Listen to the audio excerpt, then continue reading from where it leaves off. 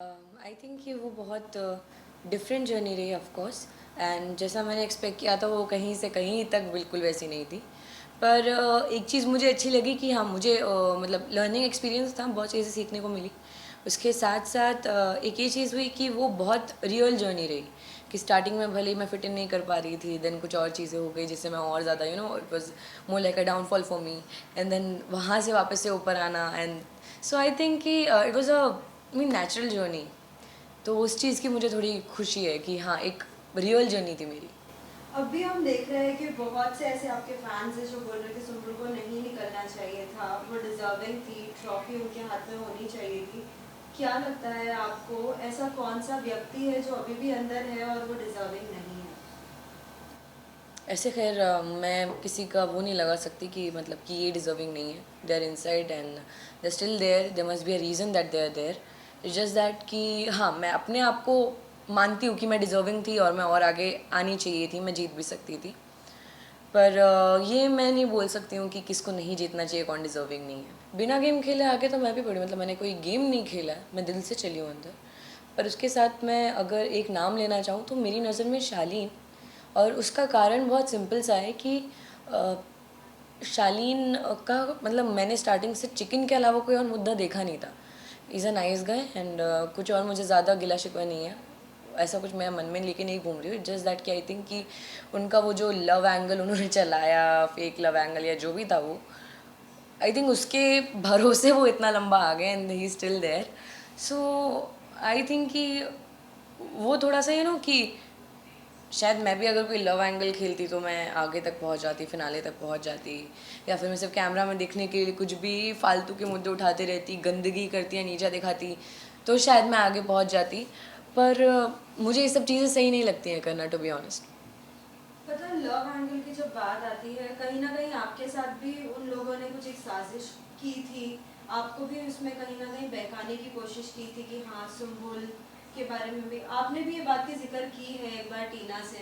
क्या कहना चाहेंगे, जब अगर गेम खेला चाहते हैं तो इंडिविजुअल अपना गेम खेलना चाहिए या ये सब मुद्दों को लाना ज़रूरी है बिग बॉस के घर में? क्योंकि ये तो एवरी सीजन का अब हो गया है कि एक लव एंगल बनाना। Do you think so? हाँ, it is actually Bigg Boss is also actually become like a film, to be honest, जिसमें एक हीरो है, एक हीरोइन है, एक विलन बन जाता है। जितना मैंने इस सीज़न में नोटिस किया है, इस सीज़न की बात करें मैं पर्टिकुलर।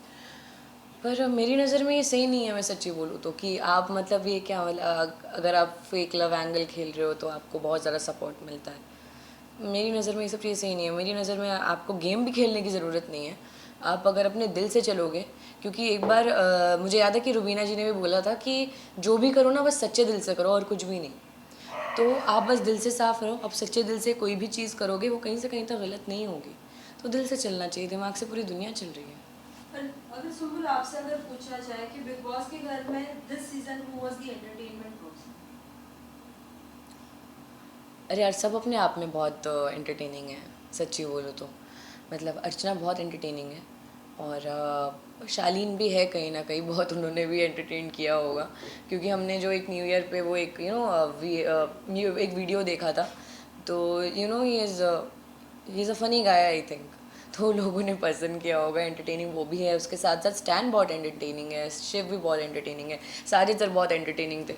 तो ऐसा कौन है जो एंटरटेनिंग नहीं है? सब एंटरटेनिंग है कहीं ना कहीं तो।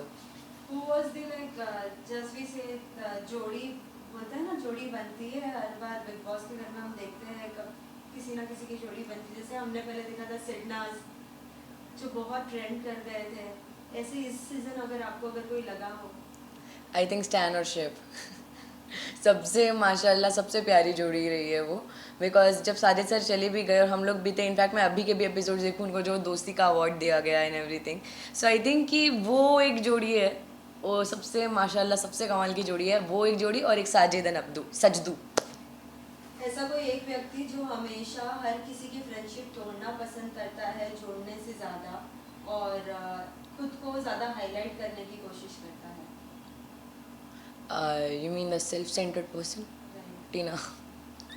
टीना, why do you think so like that? Because I think he she is very self centred. She wants कि हर एक चीज़ उनके इर्द गिर्द हो, जिसके लिए उनको एक बड़ी ही रानी के सिंहासन पे बैठाया गया था, विच इज़ एक्चुअली राइट। कि उनके थोड़े रानियों वाले एकदम नखरे मुझे लगते हैं. इट्स नॉट दैट कि मुझे कुछ पर्सनल प्रॉब्लम है उनसे, नहीं, because for me show is ended. पर अभी जो आपने मुझे कारण दिया उसके हिसाब से और कोई है नहीं घर के अंदर. मैं ये उन पर इल्ज़ाम नहीं लगाऊंगी कि वो दोस्ती तोड़ती हैं बनाने से ज़्यादा, पर कहीं ना कहीं वो सेल्फ सेंटर्ड मुझे बहुत लगी. एक ऐसा व्यक्ति जिसके साथ आपकी जर्नी बहुत ही अच्छी रही, अगर किसी एक को अगर चूज करना रहा तो साजिद सर. क्यों, रीजन? बिकॉज इस वो मतलब एकदम फादर फिगर हो गए थे मेरे लिए घर के अंदर. मेरे को उनसे डांट खाने में डर भी लगता था, और उनके लिए खाना बनाने में खुशी भी मिलती थी, उनके साथ मस्ती करने में मज़ा आता था. सो वो मतलब एक फैमिली काइंड ऑफ एक अपनापन वाली फीलिंग होती है. तो I has to feel very protected and very safe उनके पास में. सुंबल, पता आपके इतने फैंस थे कि इतने फैन पेजेस बनाए, पूछो मत. लेकिन है ना, लोगों की एक शिकायत थी कि अगर आप शालीन को नहीं पसंद करती, उनकी कुछ हरकतें नहीं पसंद करती, फिर भी उनका काम करना क्यों पसंद करती थी आप? क्योंकि कहीं ना कहीं टीना भी एक हद तक ऐसे चिढ़ के फिर वो पीछे हो जाती थी. मतलब स्टार्टिंग की बात करें आप, जी. वो क्या होता है ना, मेरी नज़र में जो चीज़ है कि एक दोस्ती में आपके दोस्त में ज़रूरी नहीं है कि आपका दोस्त एकदम परफेक्ट हो, उसमें कोई फ्लॉ ही ना हो. सो दोस्ती होती यही है कि आप सामने वाले की खामियां जानते हो, वो जो जहाँ जहाँ गलत है, जो बुराई है वो आप जानते हो, लेकिन उसके बावजूद आप उसको एक्सेप्ट करते हो.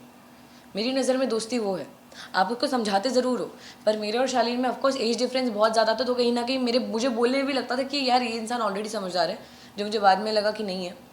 पर स्टिल मेरे लिए स्टार्टिंग में वही चीज़ थी कि यार he is my friend and whatever, like कुछ भी बुराइयाँ हों, I should accept him the way he is, because दोस्त है मेरा, सो वाई नॉट. के साथ फ्रेंडशिप नहीं रखना पसंद करेंगे और रखना पसंद करेंगी. After all, like big boss के विजेता के बाद तो आप सभी एक साथ मिलेंगे, तो आई थिंक एक्सेप्ट फॉर टीना, शालीन, सबके साथ मैं दोस्ती रखना चाहूँगी. अगर वो सामने से दोस्ती का हाथ बढ़ाते हैं तो आप पसंद करेंगे? नहीं, मुझे नहीं लगता वो लोग बढ़ाएंगे, पर अगर बढ़ाए तो भी नहीं, सॉरी. सुंबुल, एक और चीज़ जानना चाहेंगे, क्या लगता है बिग बॉस की ट्रॉफी किसे जीतना चाहिए? कौन डिजर्विंग है जो स्टार्टिंग टू लास्ट तक जिसकी मेहनत पूरी तरीके से रही है? अगर मैं मेहनत की बात करूँ तो फिर शिव, और मतलब दोनों ही मेरे दोस्त हैं. शिव स्टैन, मैं तो बोलती दोनों को जिता दो, पर दोनों ही इतने माशाल्लाह प्यारे हैं और दोनों इतने डिफरेंट है एक दूसरे से भी. सो मेरे हिसाब से डिजर्विंग डिफरेंट लोग हैं जिन्होंने हर एक सिचुएशन को बहुत डिफरेंटली हैंडल किया है. प्रियंका ऑफकोर्स बहुत स्ट्रॉन्ग प्लेयर है, पर उसके साथ साथ उनका एक ही तरीका है, वो झगड़ा करने वाला. पर शिव का वो तरीका नहीं है, ना ही वो स्टैन का तरीका है. स्टैन अपनी बात बोल के निकल जाता है, उसको नहीं फर्क पड़ता सामने वाला क्या सोच रहा है. सो आई थिंक स्टैन और शिव बहुत डिफरेंट है, तो मेरी नज़र में तो शिव या स्टैन को ही होना चाहिए winner. Thank you so much. Thank you. Subscribe to Midday India. Get direct notifications on all our videos by clicking on the bell icon.